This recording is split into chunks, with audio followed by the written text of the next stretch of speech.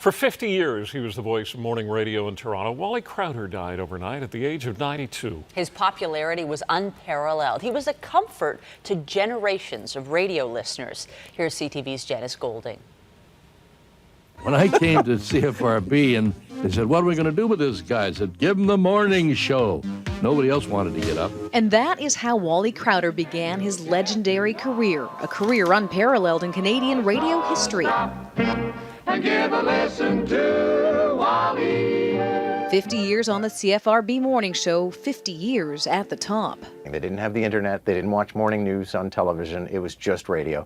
And Toronto only had 3 stations. So it was absolutely crazy. 50% of the people in Toronto were listening to Wally Crouter every morning. Crowder began his career at CFRB in 1946. He was just 23 years old. It was the year after the war, and he'd already been in World War II in Italy. William Lyon Mackenzie King was Prime Minister. Crowder would outlast him and 7 more Canadian Prime Ministers, serving generations of radio listeners. I remember being late for school all the time, and, my dad would have to drive me to school.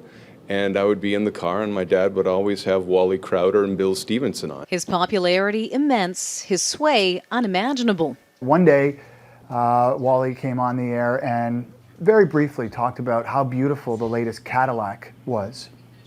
And by the time Wally got off the air from the morning show, he went downstairs and there was a brand new Cadillac waiting for him. And that was the power of the Wally Crouter show at the time. What else can I say?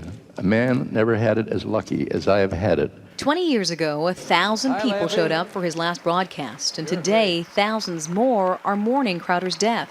Crowder always ended his show with a final thought for the day. His last words on his last show: "Forget yesterday, think about tomorrow, but live today.